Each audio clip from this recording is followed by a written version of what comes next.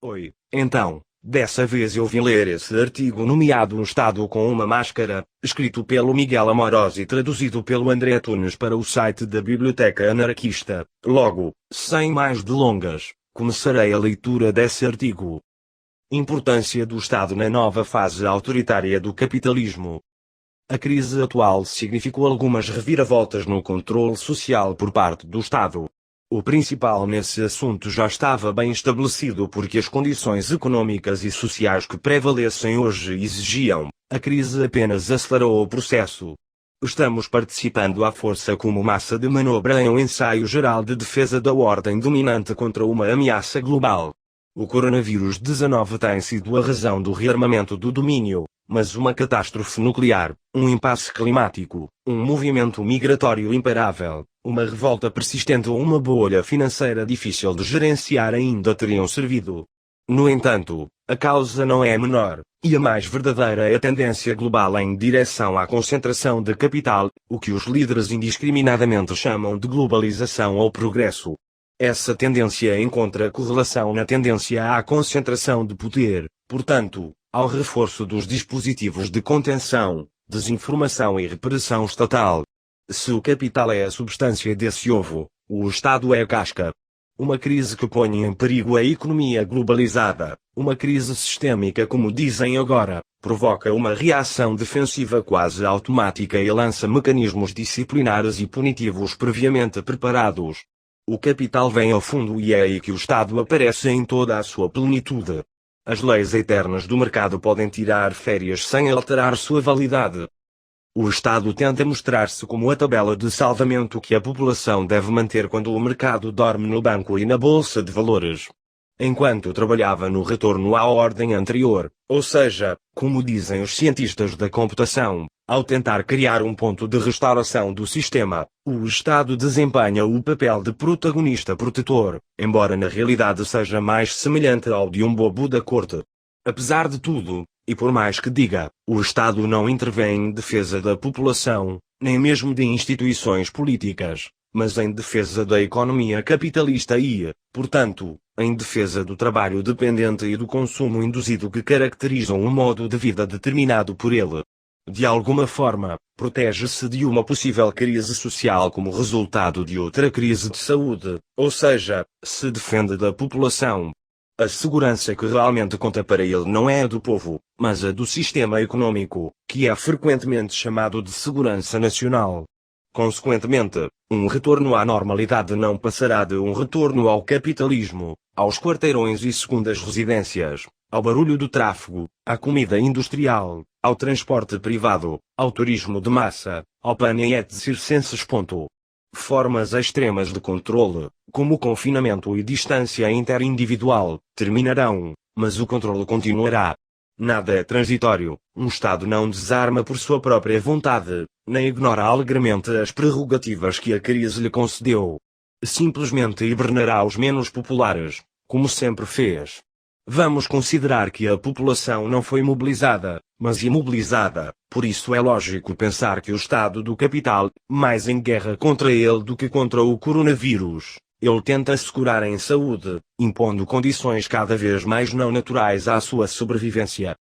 O inimigo público designado pelo sistema é o indivíduo desobediente, o indisciplinado que ignora as ordens unilaterais de cima e rejeita o confinamento, se recusa a permanecer nos hospitais e não mantém distância. Quem não concorda com a versão oficial e não acredita em seus números.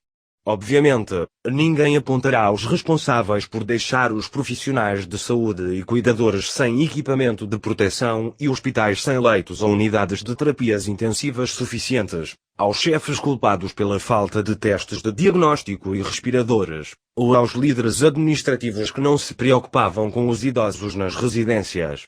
Nem apontará o dedo da informação para especialistas em desinformação, para empresários que especulam sobre os fechamentos, fundos de abutres, aqueles que se beneficiaram com o desmantelamento da saúde pública, para quem negocia com multinacionais de saúde ou farmacêuticas.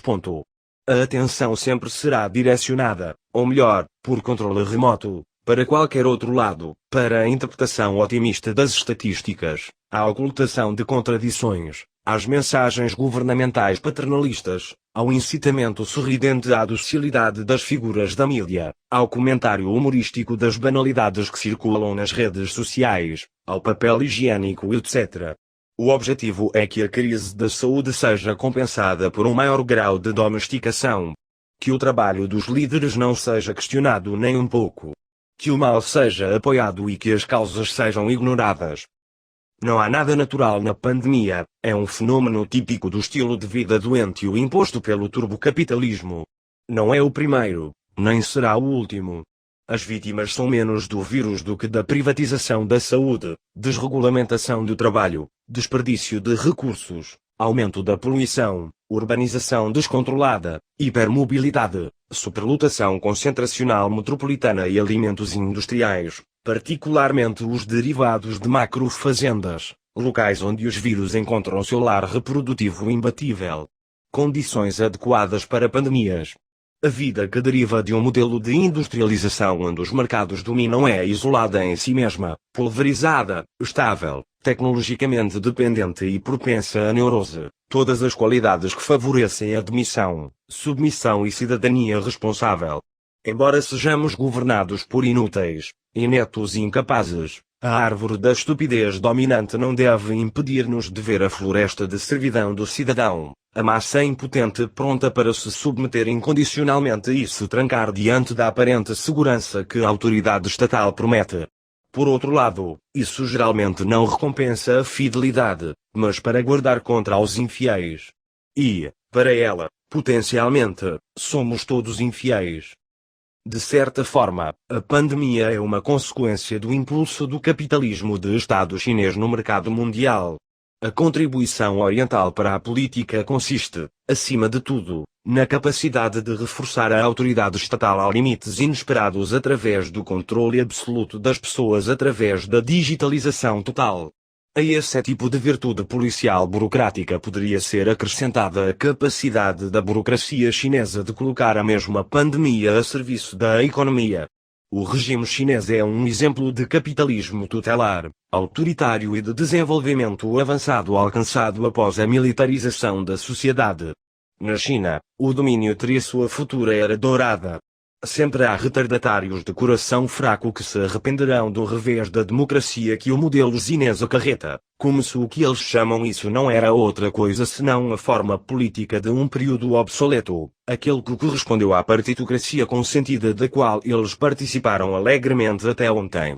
Bem, se o parlamentarismo começa a ser impopular e fedorento para a maioria dos dirigidos e, consequentemente, é cada vez menos eficaz como ferramenta de domesticação política, em grande parte, é devido à preponderância que o controle policial e a censura ao malabarismo partidário adquiriram nos últimos tempos.